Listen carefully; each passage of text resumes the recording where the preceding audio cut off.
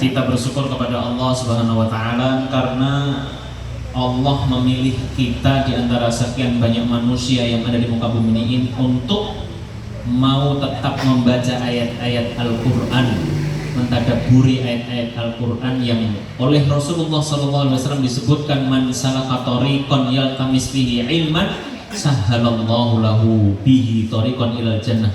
Siapa yang melangkahkan kaki menuju suatu tempat untuk mentolabul ilm, untuk mencari ilmu, wabil khusus ilmu agama, maka Allah mudahkan jalan dia menuju surga.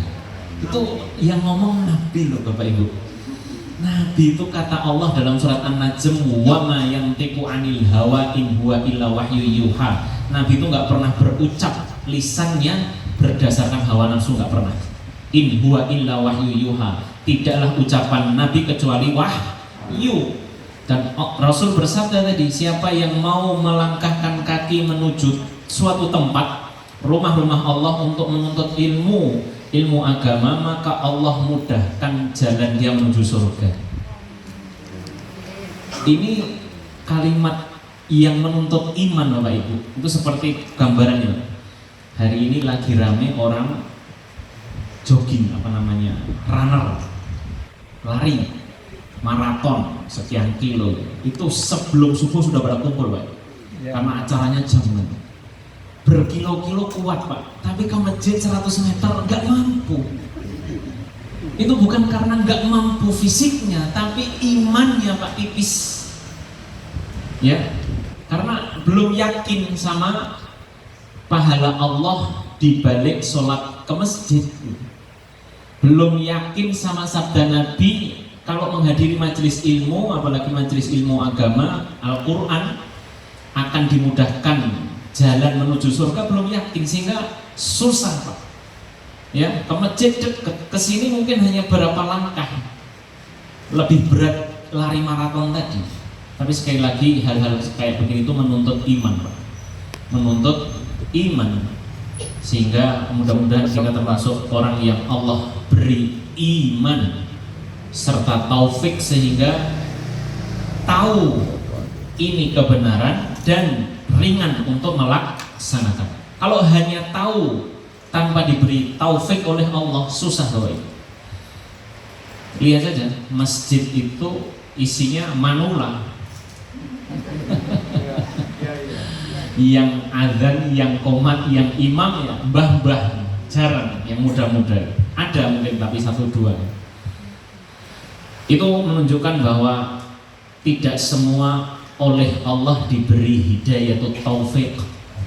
Maka kalau kita termasuk orang yang mendapatkan taufik dari Allah, harus bersyukur, berterima kasih kepada Allah dengan mengucapkan alhamdulillah, dan senantiasa mupuk iman kita agar senantiasa dimudahkan, diringankan dalam setiap kebaikan apapun bentuknya.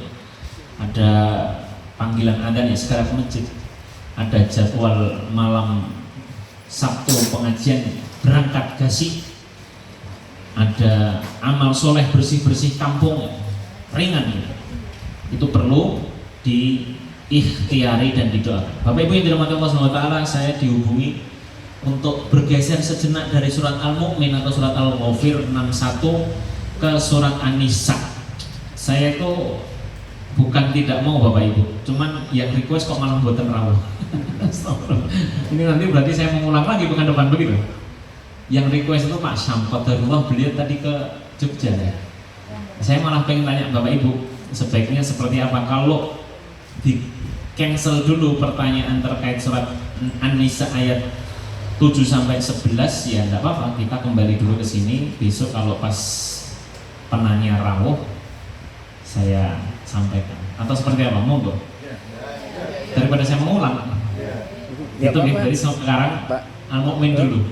Enggak apa-apa Mas Pak Miftah, ini nanti materi dari Ana antum bawa digandakan atau monggo siapa yang berkenan. Yang penting kembali lagi ya. Udah saya kasih cuman saya nggak punya filenya soalnya Mas. Kalau punya filenya ini tak kasihkan, saya nanti ngeprint sendiri. Ini terkait pembagian warisan Bapak. Ya, tidak ada kata wah sudah tua malas ngitung-ngitung. nggak harus ngitung Bapak Ibu, minimal tahu setiap anggota keluarga itu kalau yang meninggal fulan dia dapat berapa, dapat berapa, dapat berapa. Bukan berdasarkan hawa nafsu. Kalau hawa nafsu itu kan kira-kira, aku nek mati kok sing tak kei oke, anak wedokku soalnya sering ngrumat aku, sing lanang ora peduli karo aku kan. Itu namanya hawa nafsu. Hawa nafsu. Karena setiap aturan yang Allah tentukan, pilihan kita hanya sami'na wa ata'na, ya. Nah, anak lanangku ndablek kita, masa itu oke. Nah, itu berarti tanggung jawab dia di hadapan Allah nanti menjadi anak yang tidak berbakti kepada orang tua, ya. Tapi jangan sampai kendablekan anak kita membuat kita juga ndablek sama aturan Allah sehingga kita bikin aturan menyelisihi dari yang sudah Allah tentukan. Kan begitu, lah podo wae anak ndablek wong tua ndablek, jangan ya. Kalau ada anu Pak, Ribon? satu keluarga ada yang Nasrani itu gimana? Nah, nanti. Belum sudah pengen nanya nih. Nanti Pak Sam getun. Aduh, aku gak teko ini. Baik, Pak Miftah, Afwan, kita kembali ke surat ini dulu. Ini nanti antum bawa enggak apa-apa. Bapak Ibu yang dirahmati Allah Subhanahu wa taala, saya baca beberapa ayat dulu dari surat Mukmin atau surat Ghafir ayat 61. Bapak Ibu silahkan menyimak dan diam gitu. Karena itu aturan Allah lagi. Wa idza quri'al Qur'anu fastami'u lahu wa ansitu la'allakum turhamun. Kalau dibacakan Al-Qur'an kepada kalian maka dengarkan. Berarti apa pekerjaan apa itu? Pekerjaan telinga. Wa ansitu dan diam berarti lisannya diam. La'allakum turhamun kata Allah agar kalian mendapatkan rahmat. A'udzu billahi minasyaitonir rajim. Allahul ladzi ja'ala lakumul laila litaskunu fihi wan nahara mubsira. Innallaha ladzu fadlin 'alan nasi walakinna aktsaran nasi la yashkurun. Dzalikumullahu rabbukum khaliqu kulli syai' la ilaha illahu fa anna tufakun. Kadzalika yufakul ladzina kanu bi ayatillahi yajhadun. Allahul ladzi ja'ala lakumul arda qarara was-samaa'a binaa'a wa sawwarakum fa ahsana suwarakum wa razaqakum minat thayyibat. Dzalikumullahu rabbukum fatabarakallahu rabbul alamin. Alhamdulillah, Allahumma arhamna bil Qur'an. Setelah beberapa ayat sebelum ayat 61, Allah Subhanahu wa taala menjelaskan tentang bagaimana kemudian sebagian manusia itu ada yang Allah masukkan ke surga dan sebagian dimasukkan ke dalam neraka dengan masing-masing penyebabnya. Tidak mungkin Allah semata-mata memasukkan ke dalam neraka tanpa ada sebab, karena Allah tidak mungkin menzalimi hambanya. Wa ma kana Allahu liyadhlimahum, dan tidaklah Allah itu menzalimi manusia. Maka kemudian di ayat yang ke-61 ini Allah mengajak kita memperhatikan ayat-ayat kauniyah. Untuk diketahui Bapak Ibu, Allah itu memiliki ayat-ayat Qur'aniyah juga ayat-ayat kauniyah. Ayat-ayat yang berupa ayat Al-Quran itu ayat Qur'aniyah. Kalau ayat-ayat kauniyah itu tanda-tanda kekuasaan yang ada di alam semesta. Allah berfirman, Allahul ladzi ja'ala lakumul lail litaskunu fihi. Allah lah yang menjadikan malam untuk kamu sekalian. litaskunu fi, agar kamu sekalian tenang padanya, agar kita bisa tentram di waktu malam. Di ayat ini disebutkan wa ja'alna laila libasa. Allah berfirman, kami jadikan malam itu sebagai pakaian. Maknanya adalah Allah jadikan waktu malam untuk istirahat. Wan nahara mubsira, dan Allah jadikan waktu siang sebagai mubsira, itu dari kata yang bermakna menerangi. Maksudnya adalah waktu untuk mencari ma'isyah, mencari penghidupan. Innallaha ladzu fadlin 'alan nas walakinna aktsaran nasi la yashkurun.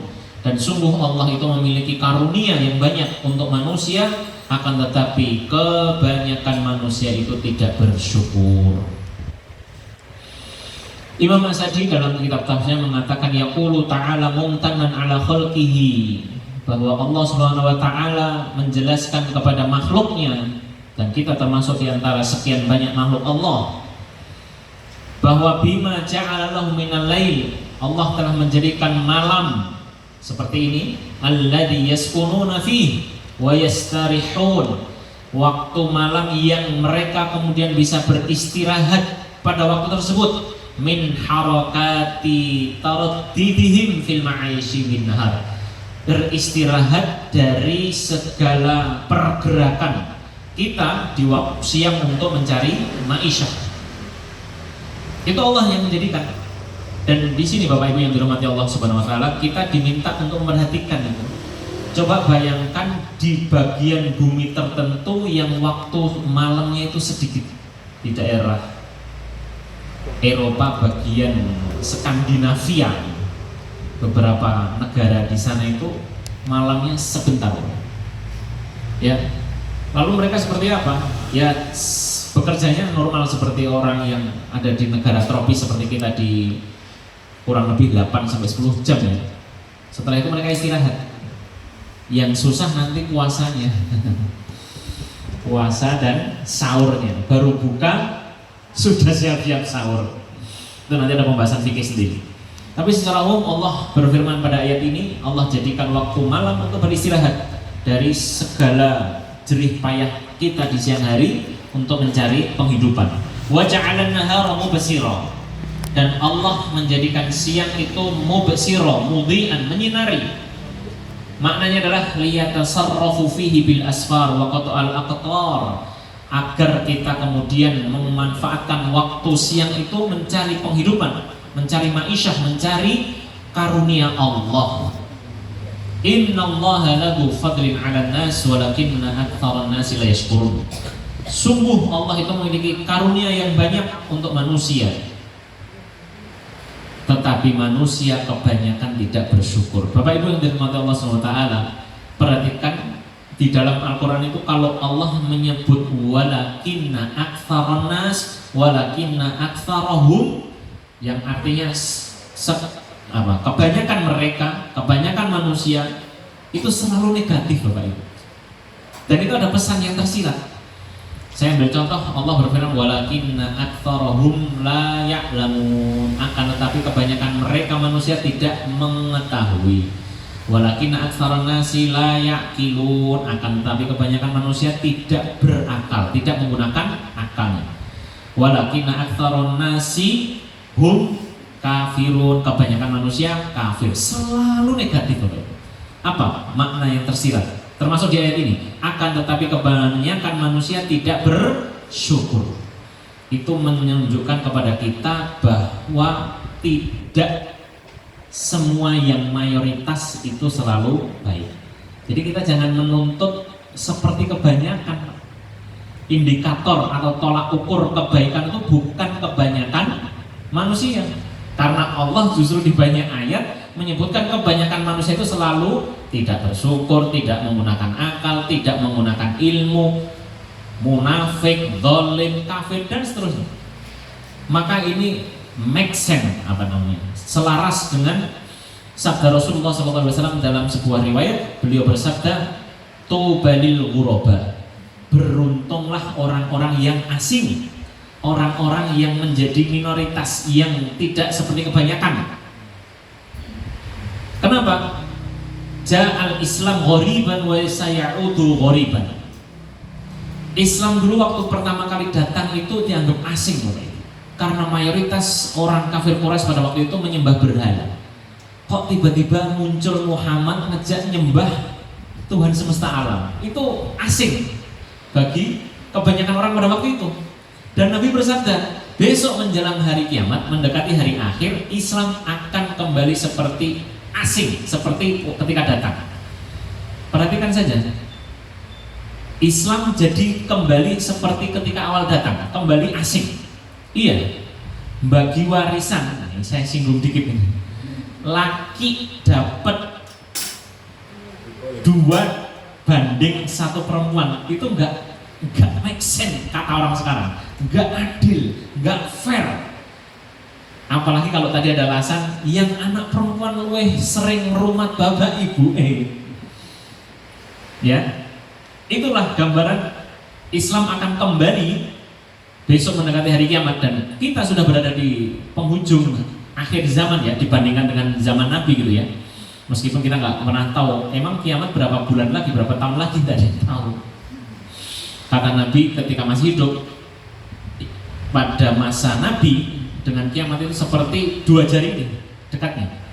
Itu zaman Nabi, apalagi zaman kita. Tapi jangan dibayangkan, oh kalau zaman Nabi seperti 2 jari ini berarti tinggal sekian puluh ribu tahun. Nah, nggak usah mereka-reka. La ya'lamuha illallah, nggak ada yang tahu kecuali Allah. Yang harus kita yakini, inna sa'ata atiyatun la raiba fi. Sesungguh kiamat itu bakal datang, tidak ada keraguan. Kapan itu hanya Allah yang tahu. Nah, kembali ke tadi bahwa Islam akan kembali seperti di saat datang, dia akan terasing. Seluruh ajarannya terasa bikin orang enggak, kok orang tumon, kok enggak lazim seperti. Ya, itulah sabda Nabi. Maka Nabi melanjutkan sabdanya, watu baril ghuraba, beruntunglah orang-orang yang asing, orang-orang yang masih mau menggenggam agama Islam di saat kebanyakan orang mulai menyingsingkan matanya, mulai menjauhi ajaran Islam, meskipun mungkin jumlahnya mayoritas. Jangan bangga dengan jumlah. Kita harus menjadi orang muslim yang berkualitas, bukan hanya kuantitas. Yaskunun, malam hari, oleh Allah disebutkan bahwa malam hari waktu yang disediakan oleh Allah untuk istirahat, kemudian siang hari untuk mencari penghidupan. Dan Allah tegaskan di akhir ayat ini bahwa Allah memiliki karunia yang banyak untuk manusia, akan tetapi kebanyakan manusia tidak bersyukur. Tsumma qala, kemudian Allah berfirman, dzalikumullahu rabbukum khaliqu kulli syai' la ilaha illahu.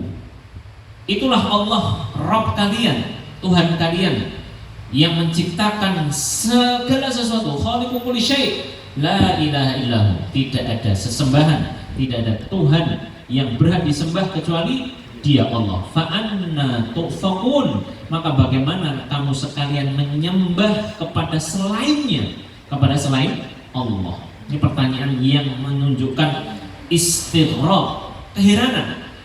Allah yang menciptakan segenap alam semesta, memberikan kita rizki, menumbuhkan tumbuh-tumbuhan, menurunkan air dari langit. Maka sudah sejelas itu, bagaimana kalian bisa menyembah selain Allah? Ini kalau kita lihat surat Al-Mu'min atau Ghafir, itu termasuk makiyah Bapak Ibu. Surat yang turun kepada atau sebelum Nabi hijrah, notabene-nya kepada para orang kafir Quraisy di kota Makkah pada waktu itu. Sehingga ayat-ayat seperti ini semacam mengajak mereka berpikir agar membongkar pola pikir yang salah yang selama ini mereka lakukan, yang mana mereka menyembah kepada asnam, menyembah berhala, patung-patung yang mereka bikin dari batu, dari kayu, yang itu tidak la yanfa' wa la yadur, tidak bisa memberi manfaat maupun madarat.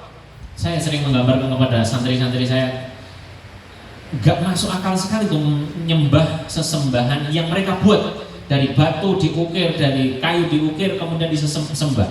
Itu kalau kamu ketak lo bakal bales. Coba bapak-bapak kalau lihat patung diketak atau disapa, bro, apa kabar bro? Jawab berapa? Sesuatu yang seperti itu masa kamu sembah?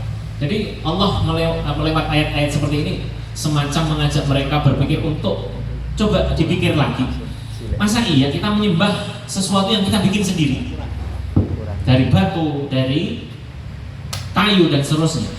Maka Allah melalui ayat-ayat seperti ini menegaskan itu loh Allah yang menciptakan semesta alam, yang menjadikan waktu malam untuk istirahat, waktu siang untuk mencari penghidupan, yang dialah sesembahan yang berhak disembah. La ilaha illahu. Bapak Ibu yang dirahmati Allah SWT, kalimat la ilaha illahu itu kalimat tauhid yang asalnya la ilaha illallah. Di situ ada dua instrumen penting. La ilaha illallah. Kenapa di situ illahu, illahua? Karena kalimat sebelumnya sudah bahas tentang Allah. Dzalikumullah, dialah Allah. Rabbukum khaliqu kulli syai', dialah Tuhan kalian yang menciptakan segala sesuatu. La ilaha illahu, tidak ada sesembahan kecuali Dia, gitu loh, Pak. Kalau kalimatnya tidak nyambung dengan kalimat sebelumnya, ya tulisannya la ilaha illallah, tidak ada sesembahan yang berhak disembah kecuali Allah. Tapi karena ini ada sudah pembahasan, maka kalimatnya la ilaha illahu, tidak ada sesembahan kecuali Dia Allah, ya Allah. Nah, yang ingin saya tekankan di sini, mau la ilaha illallah atau la ilaha illahu sama aja ya. Itu ada dua instrumen. Yang pertama peniadaan, nafi.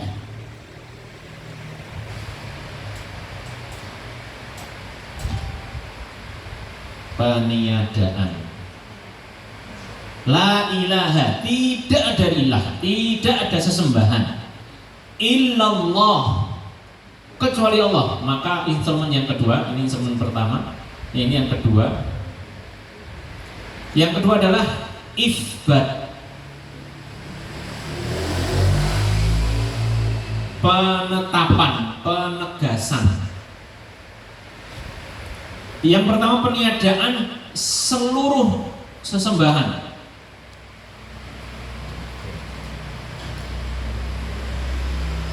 Tidak ada sesembahan yang berhak disembah illa kecuali Allahu, Allah. Ditegaskan yang berhak disembah hanyalah Allah. Selain Allah enggak berhak. Maka dari dua instrumen ini para ulama membuat makna kalimat tauhid ini la ilaha illallah dengan la ma'buda bihaqqin illallah. Tidak ada sesembahan yang berhak disembah kecuali hanya Allah. Kalau sesembahan banyak, tapi mereka tidak berhak disembah. Ada orang ngaku Nyi Loro Kidul Tuhan misalnya, ya silahkan, tapi itu nggak berhak disembah. Ya, makanya di dalam kalimat tauhid ada dua instrumen, nafiu dan isbat, peniadaan. Artinya tidak ada sesembahan-sembahan yang berhak disembah kecuali hanya Allah. Hanya Allah itu penegasan, hanya Allah yang berhak disembah. Orang mau mengklaim, mengaku ini Tuhan saya, itu Tuhan saya, silahkan, tapi nggak berhak. Yang namanya berhak itu pasti punya indikator, Bapak Ibu. Dalam banyak ayat Allah menegaskan. Coba tanya kepada mereka sesembahan selain Allah, apa yang telah mereka ciptakan? Itu satu pertanyaan fundamental, Bapak Ibu. Kalau ada orang mengaku mengklaim ada Tuhan selain Allah misalnya, Tuhan Nyi Loro itu, kita tanya satu pertanyaan. Dia sudah nyiptain benda apa sih? Satu benda aja sebutin. Satu benda yang pernah diciptakan oleh Nyi Loro itu apa? Tidak pernah. Apalagi kalau ayat ini ditujukan kepada kaum kafir Quraisy. Kaum kafir Quraisy itu pada waktu itu punya banyak berderet-deret berhala di kota Mekah pada waktu itu. Yang paling terkenal Lata, Uzza, Manat, Suwa. Itu jadi Tuhannya itu ada Tuhan yang senior-senior gitu. Allah melalui beberapa ayat dalam Al-Quran menyuruh kepada Muhammad, wahai Muhammad, katakan kepada mereka apa yang sudah Tuhan-Tuhan mereka ciptakan. Lata, Uzza, Manat dan selainnya itu sudah nyiptain apa? Itu kan pertanyaan fundamental. Ya pasti mereka bilang, "Lah kowe sing gawe aku kok." Kalau boleh kita lanjutkan, "Lah gene ngono kok mbok sembah," kan begitu. Itu seperti halnya Nabi Ibrahim Bapak Ibu. Al-Quran itu selalu begitu, menuntut kita menggunakan akal. Nabi Ibrahim pada waktu itu hidup di era kerajaan Namrud, raja yang diktator menguasai seluruh negeri pada waktu itu, mengadakan pesta di sebuah tempat, meninggalkan istana, seluruh pasukan dan seluruh rakyat kumpul di sebuah tempat pesta, kecuali Nabi Ibrahim nggak ikut. Begitu istana ditinggal pergi oleh penghuninya, raja maupun prajurit dan seluruh rakyat pada waktu itu meninggalkan istana, Nabi Ibrahim menghancurkan seluruh berhala-berhala Tuhan-Tuhan Raja Namrud. Disisain satu yang paling besar, dikalungi kampak. Dikalungin kampak. Maka setelah pesta selesai, Raja Namrud dan bala tentara serta rakyat pulang ke istana kaget. Siapa yang berani lancang menghancurkan Tuhan-Tuhan kita? Maka ada pembisik. Raja mengatakan, saya melihat ada satu pemuda yang tidak ikut pesta kita. Dialah Ibrahim. Panggil ke sini. Di hadapan raja ditanya, wahai Ibrahim, kemana saja kamu selama kita berpesta? Kamu kan yang menghancurkan Tuhan-Tuhan kita. Perhatikan Bapak Ibu, Nabi Ibrahim mengatakan kalimat yang mengandung mantik itu apa ya? Kalimat filsafat. Beliau tidak berbohong. Beliau tidak mengatakan bukan saya. Kalau beliau bilang begitu, ngapusi coba. Karena faktanya beliau pelaku. Tapi beliau berkata gini, kalau bahasa kita, ya enggak tahu toh kok tanya saya. Tanya yang gede itu loh, yang kalungan tampak. Marah. Kan simple. Nabi Ibrahim nggak bilang tidak, bukan saya, itu bohong namanya. Nabi Ibrahim ditanya, kamu kan yang menghancurkan Tuhan-Tuhan kita, Tuhan-Tuhan kami. Tanya aja yang paling gede itu yang pakai tampak. Di situ akalnya bermain Pak rajanya. Ya nggak mungkin lah. Patung yang kita buat menghancurkan patung yang lainnya. Disitulah kesempatan Nabi Ibrahim menggunakan logika. Nah, tahu kalau nggak bisa menghancurkan, nggak bisa memberi manfaat dan mandorot, ngapain kamu sembah? Kelabakan. Benar juga ya. Tapi kan orang kafir itu sudah ditutup hatinya oleh Allah, nggak semudah itu. Oh ya wis, sekarang mulai hari ini saya tidak mau nyembah dia. Dia bukan Tuhan yang pantas sembah. Nggak semudah itu kan Pak. Ini sudah disembah bertahun-tahun, bahkan berpuluh tahun, bergenerasi-generasi. Tiba-tiba hanya patah argumennya dengan ucapan Nabi Ibrahim seperti itu. Maka perhatikan, orang kalau debat kalah, akhirnya anarkis yang keluar, bakar Ibrahim. Sudah kalah debat, maka pasukan Raja Namrud diperintahkan untuk membuat parit atau lubang di suatu tempat. Di situ diberi kayu bakar. Nabi Ibrahim dilemparkan untuk dihabisi. Tapi lagi-lagi Nabi Ibrahim kan nabi Pak, dekengannya pusat gitu.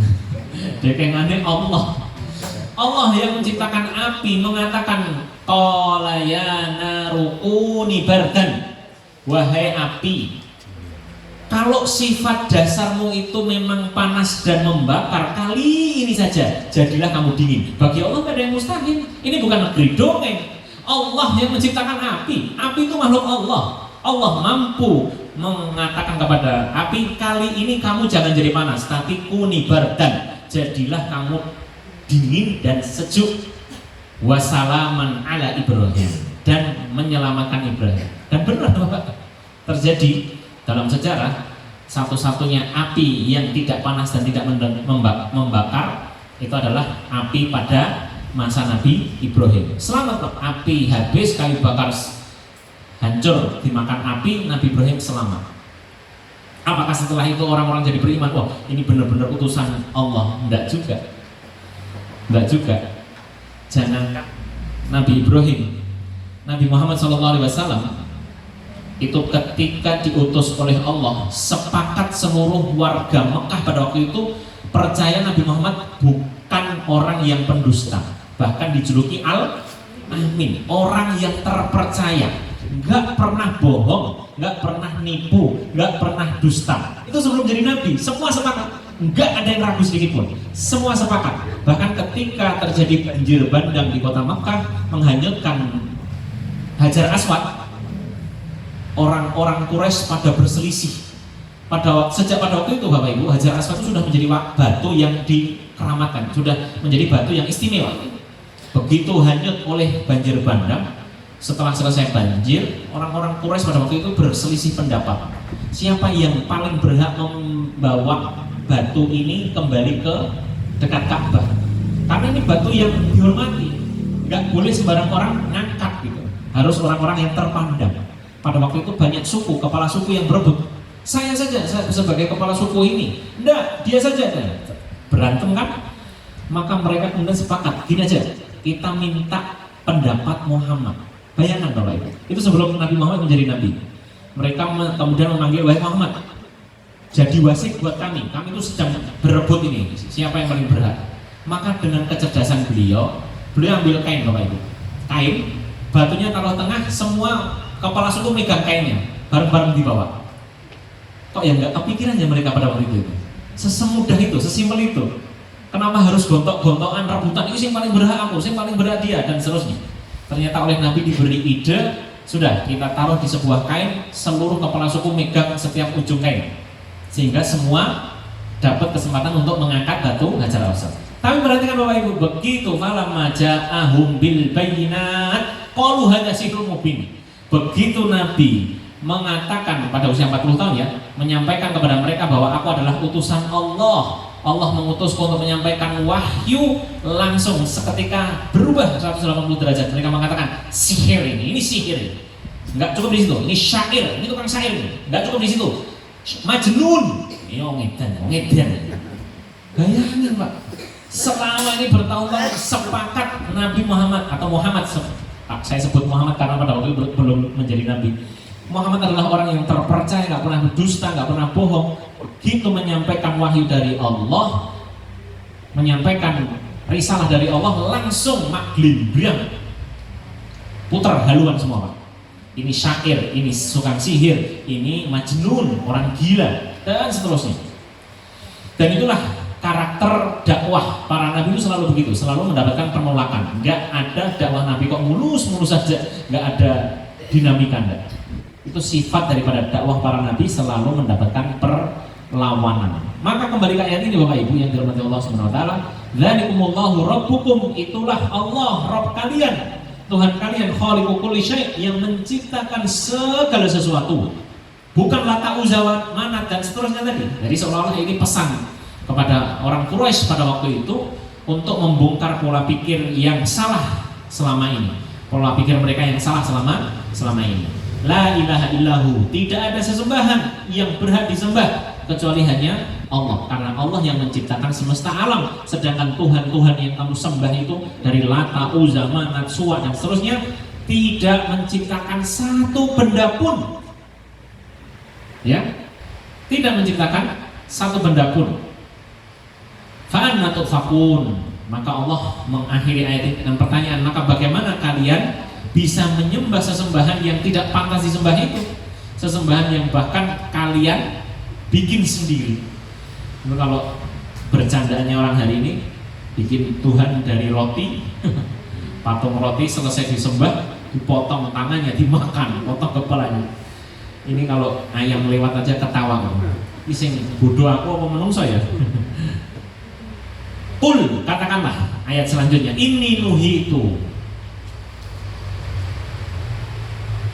Maaf, kelompatan.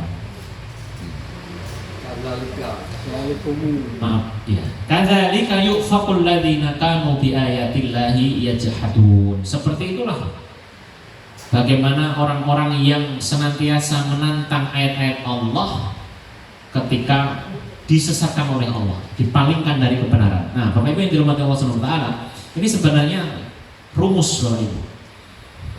orang kafir Quraisy, meskipun konteks ayat ini adalah Makkiyah ya, tapi juga berlaku buat kita ya. Di sini digambarkan orang-orang kafir Quraisy enggan menyembah Allah, Rabb semesta alam yang menciptakan semesta alam. Mereka justru memilih menyembah Tuhan-Tuhan yang mereka bikin dari kayu maupun batu, Lata, Uzza, Manat, Suwa dan seterusnya. Allah jelaskan seperti itu orang yang tidak mengimani ayat-ayat Allah. Artinya orang kalau sudah tidak mau mengimani ayat-ayat Allah, ayat-ayat yang Qur'aniyah maupun kauniyah, maka akan disesatkan. Meskipun mungkin bagi kita orang yang sudah muslim sejak kecil, kayak masa iya sih patung disembah? Itu kan pikiran kita, Pak. Pikiran orang yang sudah Allah tutup, khatamallahu ala qulubihim, orang yang hatinya oleh Allah sudah tutup, susah, Pak. Maka ini semacam rumus buat kita, jangan sekali-kali menantang ayat Allah, Bapak Ibu. Apalagi kalau nanti bukan pekan berikutnya ya, pertemuan berikutnya saya diberi umur yang panjang kemudian melanjutkan pembahasan tentang warisan.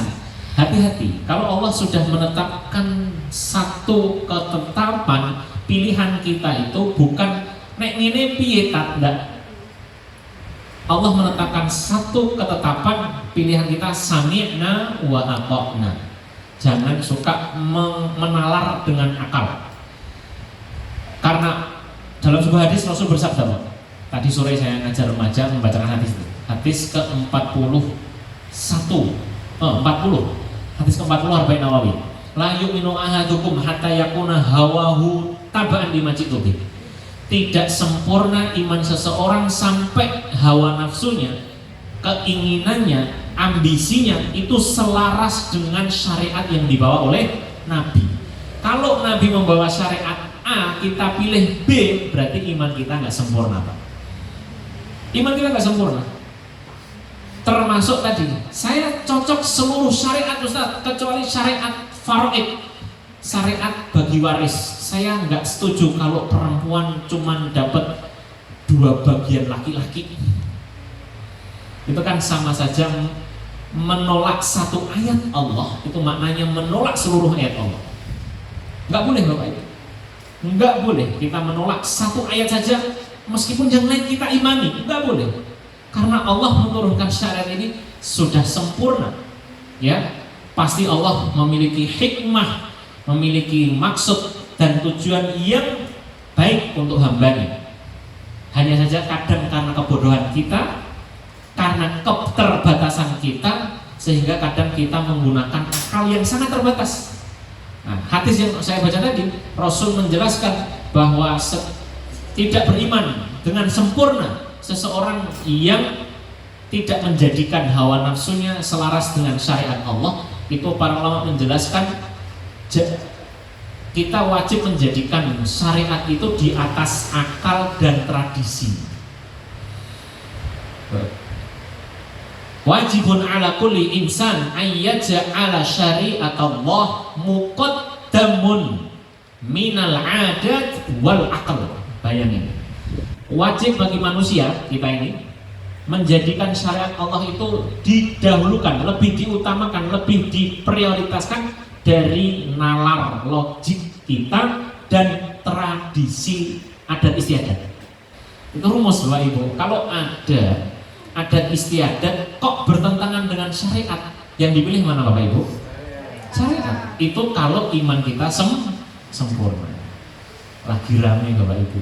Mohon maaf, saya buka Instagram, beberapa sosial media itu orang pada ngeluh tradisi tahlilan yang itu kayak nggak masuk akal, nggak manusiawi. Itu yang menceritakan tuh seorang perempuan, gadis, dia meninggal wafat bapaknya wafat, dia hanya sama ibunya, nangis di kamar. Namanya orang ditinggal mati, orang terkasih, bapak pasti sedih, Pak. Siapapun ditinggal mati bapak, tidak hanya perempuan itu, saya pun ketika bapak saya meninggal juga sedih. Saya pikir semua bapak ibu pasti merasakan yang sama. Ini masih berduka, tiba-tiba didatangin budenya.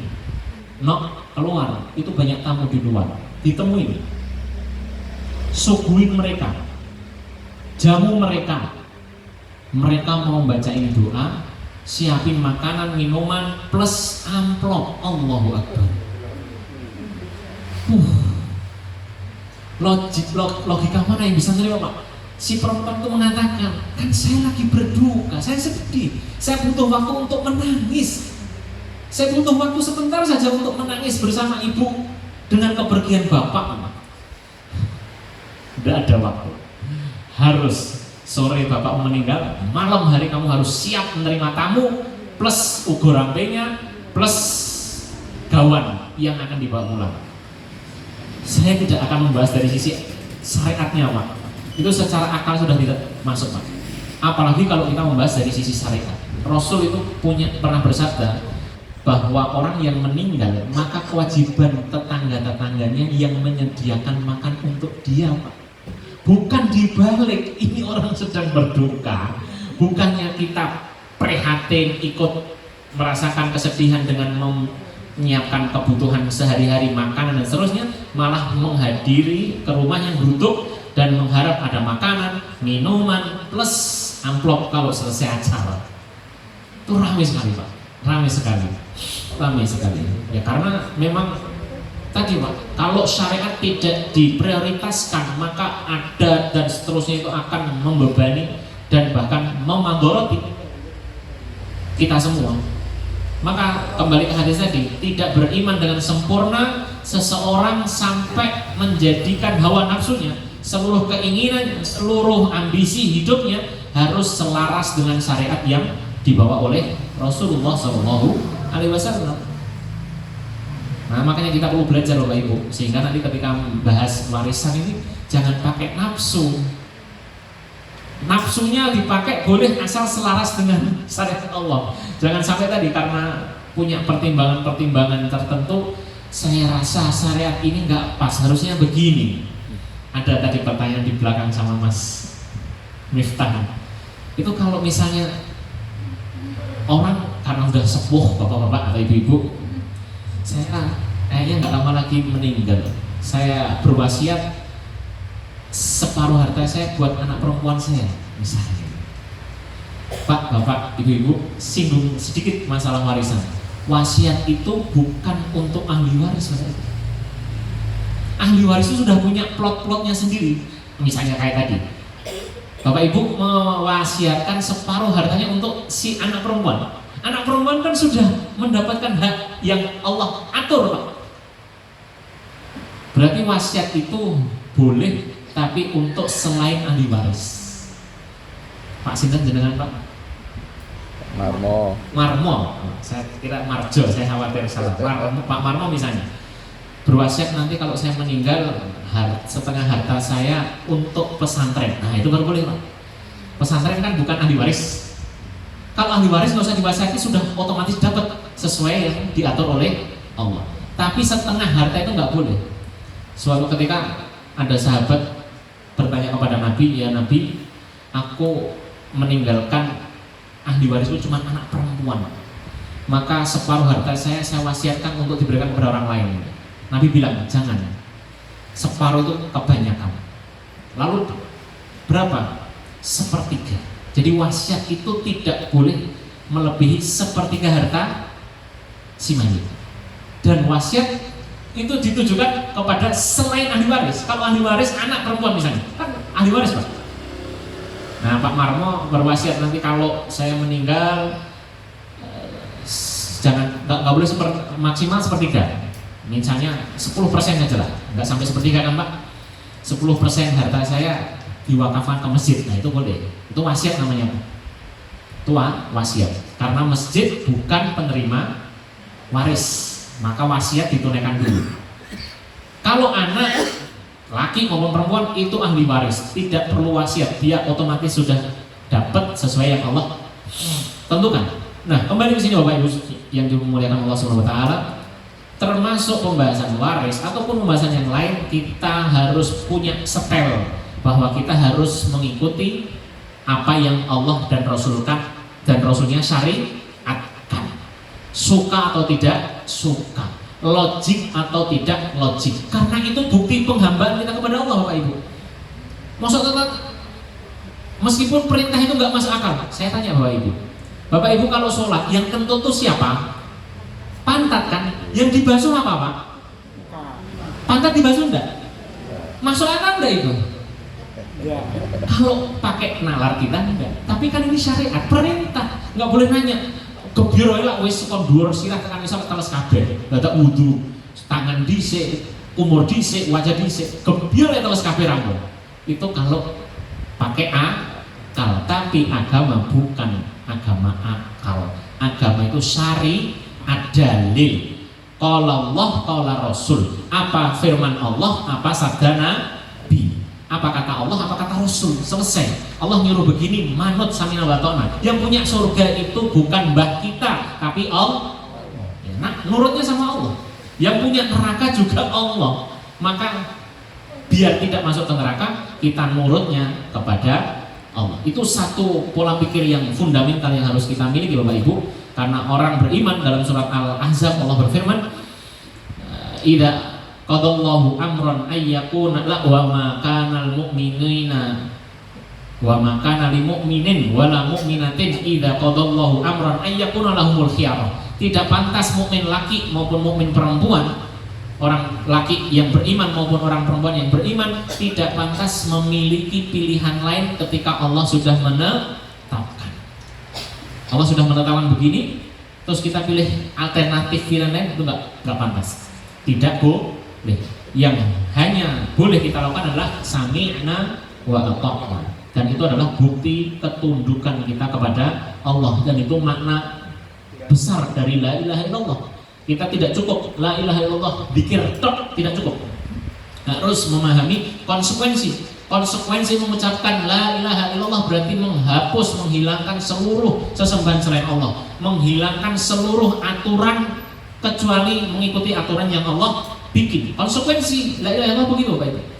Makanya sedikit belok, sudah jam 9 ya. Paman Nabi Abu Thalib Bapak Ibu, kenal Abu Thalib? Itu orang yang membantu dakwah Nabi, membantu Bapak, backingi. Siapa yang berani nyakitin Muhammad, hadapan dengan saya. Itu paman Nabi Abu Thalib. Di penghujung hayatnya, ketika sakit keras, Nabi itu minta, Pak D, Qul la ilaha illallah. Pak D, please tolong ucapkan la ilaha illallah sebelum jenengan wafat. Jadi ceritanya paman Nabi ini masih kafir sampai detik-detik kehidupan beliau. Ketika Nabi minta pamannya untuk mengucapkan kalimat la ilaha illallah, di sebelah kanan ada Nabi, sebelah kiri ada Abu Lahab, Abu Jahal dan teman-teman Abu Thalib. Malu Pak. Waduh. Kalau boleh bilang, man, aku isin lah kok ono boloku kabeh masa aku tiba-tiba syahadat. Kenapa Pak? Orang Arab paham betul. Mengucapkan la ilaha illallah itu berarti meniadakan.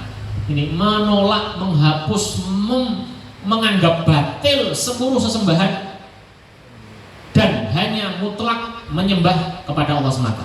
Berarti dia harus ketika mengucapkan la ilaha illallah berarti menganggap seluruh Lata Uzza yang selama ini mereka sembah-sembah sebagai sesembahan yang abal-abal, tipu-tipu, dan hanya menyembah kepada Allah. Dan konsekuensi mengucapkan la ilaha illallah, orang Arab paham betul, meniadakan seluruh aturan yang dibikin oleh selain Allah. Berarti memilih mengikuti aturan hanya yang dibikin oleh Allah. Maka kemudian beliau wafat tidak sempat syahadat, artinya meninggal dalam kondisi kafir. Maka turunlah ayat innaka la tahdi man ahbabta walakinnallaha yahdi man yasha. Sungguh engkau wahai Muhammad tidak mampu, tidak bisa memberi petunjuk kepada orang yang engkau cintai sekalipun. Tapi Allah lah yang punya hak prerogatif untuk memberi petunjuk kepada siapapun yang Allah kehendaki. Di situ Bapak Ibu yang dirahmati Allah SWT, kalau Allah sudah pilih orang untuk tidak beriman, maka khatamallahu ala qulubihim. Hatinya tertutup. Sekalipun saudaranya Nabi, ponakannya Nabi, sekalipun istrinya Nabi, Nabi Lut istrinya durhaka, sekalipun bapaknya Nabi, Nabi Nuh anaknya durhaka, Tapi perhatikan Bapak Ibu, Allah punya bukti yang luar biasa. Istri Fir'aun justru jadi tokoh penghuni surga. Fir'aun orang paling laknat di muka bumi, mengaku Tuhan. Istrinya menjadi penghuni surga dan termasuk menjadi tokoh yang terkenal di dalam surga. Artinya apa Bapak Ibu? Kita tutup pertemuan hari ini dengan satu kalimat, bahwa baiknya kita itu tanpa syarat. Kita hanya bisa baik, tidak butuh suami saya baik dulu biar saya jadi baik, orang tua saya baik dulu biar saya jadi anak yang baik. Enggak. Jadi baik, tetap jadi baik sekalipun mungkin orang di sekitar kita tidak baik. Karena kita ingin jadi baik hanya pengen dinilai oleh Allah semata. Kita tidak butuh validasi dari makhluk manapun, manusia manapun. Kita hanya beramal lillahi ta'ala, berharap penilaian dari Allah ta'ala. Wallahu ta'ala a'lam wa ilmuhu akmalu wa atam. Dan Allah yang lebih tahu dan ilmunya lebih sempurna dan lebih paripurna. Kita akhiri dengan kafaratul majlis. Subhanallah wa bihamdik, asyhadu an la ilaha illa anta, astaghfiruka wa atubu ilaik. Saya kembalikan kepada Pak Miftah.